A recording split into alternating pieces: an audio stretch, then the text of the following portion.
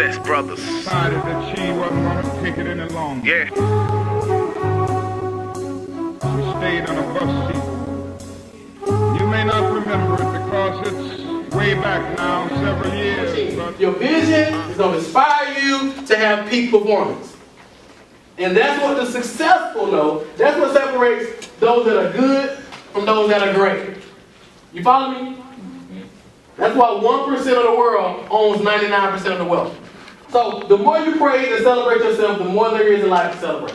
So you want to celebrate your wins, all your wins. All your wins, celebrate them. Because if you don't celebrate yourself, everybody else ain't going to celebrate you. Don't wait on nobody else to celebrate you. Celebrate yourself. The wins. When you get up in the morning, that was a win. Celebrate it. A lot of people ain't wake up.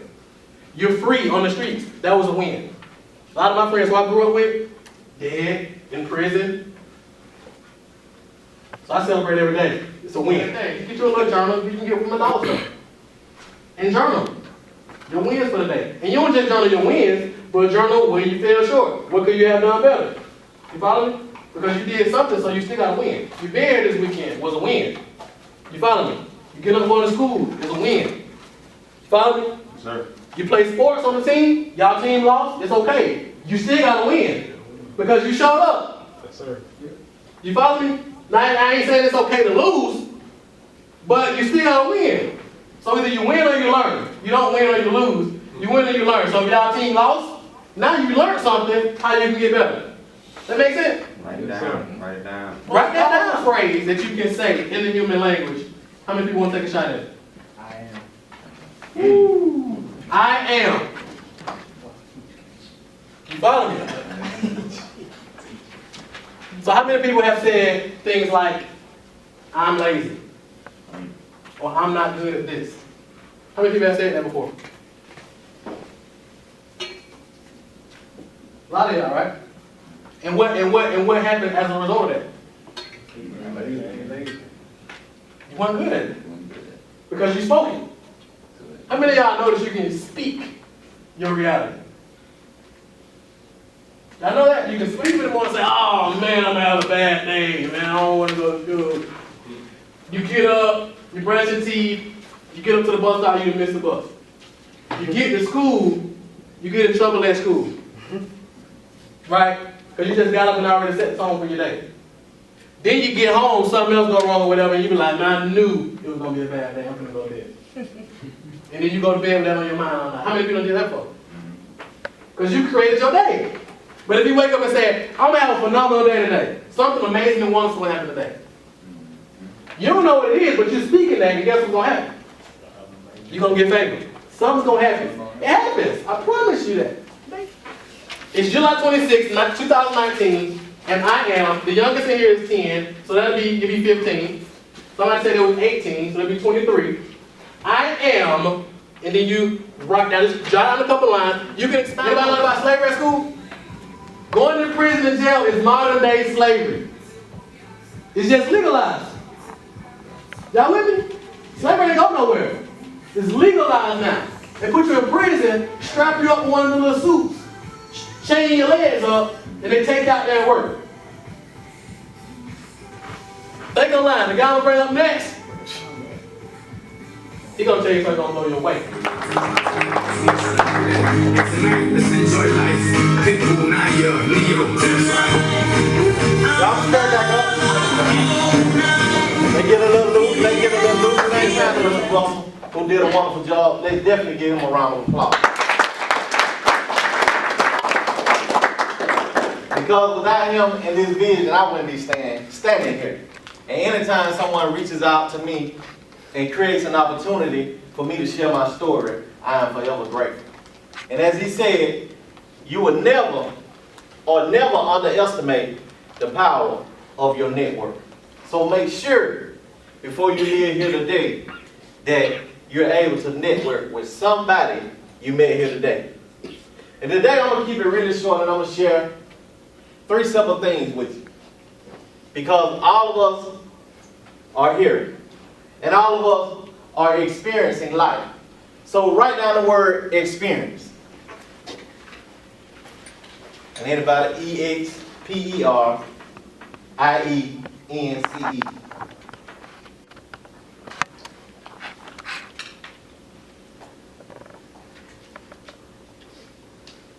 our experiences in life are the things that we experience on a daily basis. And for me, it was not always the way it looked. I wasn't always the one to come and stand before people. I wasn't the one to always think positive. So let me share a little bit about who I am. A lot of my story correlates with Mr. Russell. I grew up in a single parent home also. A drug-infested neighborhood. My dad sold drugs. My mom ran a bootleg house, illegal liquor sales for people who may not know. My uncle was a gambler. My grandmother and grandfather, now they pretty much raised me. You know, they had me in the church every time the door was open. We used to get joked on for people saying, y'all go to church every time the door was open. But at an early age, it was something about the hustling that attracted my attention. Because like most young men and most young people, we don't like being poor. And I can remember going to school with pants with holes in the knees, mismatched socks.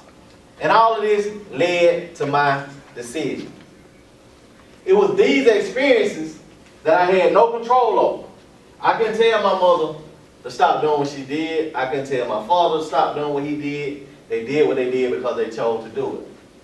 And it's like that with you. You really can't control the experiences you are in now.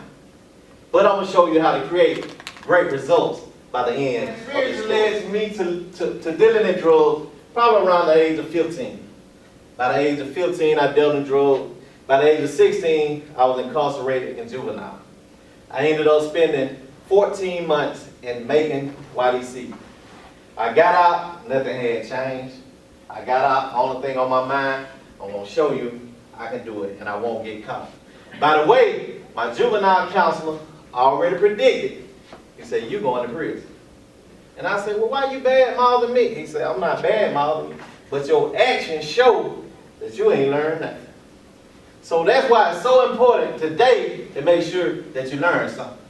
Because it cost me about 14 years in prison. At the age, and I'll never forget this day, January the 5th, 1995, I was sentenced to 30 years, served 20 years in Georgia State Prison. Not to mind, I was only 19 years old, so I was given more time in prison than I had been living on this earth. It wasn't a great feeling. I could still see my grandmother sitting in the back of the courtroom, and when I called home, I could still hear everybody crying.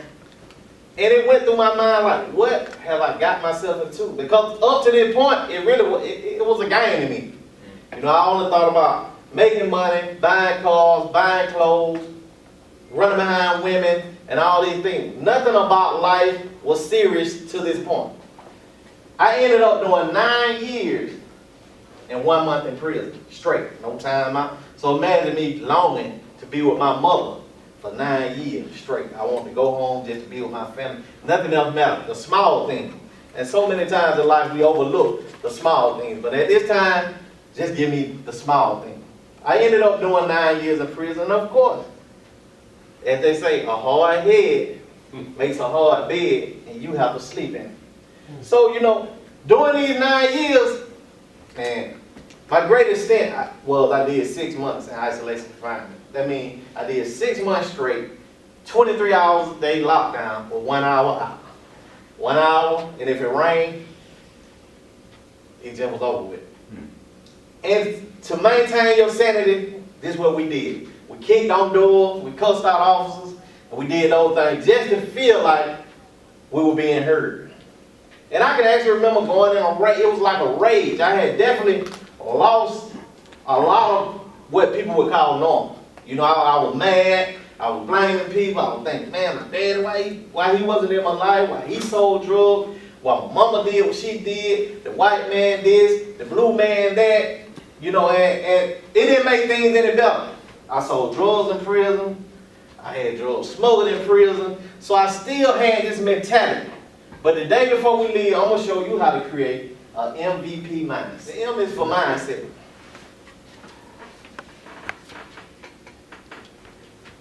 Because I refused to change my mind 14 years in prison. The V is for value. You have to change your value. The P is for passion. You gotta be passionate about changing your life. You gotta be passionate about living the best life to live. Because life is great. Don't let anyone tell you any different. Life is great. It was 2011. I got to tell the truth. I said, I can't be broke. When I got out, this all I had. I had some clothes, and I had a 1998 Cadillac Seville with 22-inch rims on it. And I say, I got to sell this to get me some money. And I made me one more run. I got to be honest. But I am hard headed. Yep. Now, let me just ask y'all this. Ain't it crazy that a man done did 9 years in prison, got out, not by the way now, after I did 9 years, I got out and stayed out 88 days and I was back in prison again. Look how cute looking at me like, man, something wrong with you. It's something gotta be wrong, but guess what? We always think it's about the things we're doing, but we never focus on here. It was in the mind. I didn't know. I had them become controlled by outside forces. I thought I had, the more things I thought, the more happy I thought I'd be, the more fake friends I ended up with. Because I've heard of Les Brown before. I don't know if any of you familiar with Les Brown. He's an inspirational speaker. And there was one 9-minute video on YouTube. It's called It's Possible.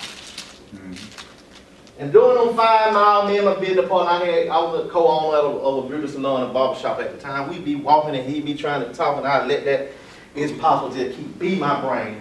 I said, I ain't going back that way. That's over with. And I was losing, not to mention, I was losing all them old friends because I ain't had nothing else to give them. You know, I couldn't give them nothing else. And it took me about 3 months with that same video, every day, to realize, man, I can do something different with my life. I can make a difference. Because I always had dreams. This is what I always envisioned, ever since I can remember going to that juvenile cell. Only thing I ever wanted to do was teach young men like you that you can make a difference. That you ain't got to do what John did. You don't have to go where John went to be what John is. You can be who you were created to be.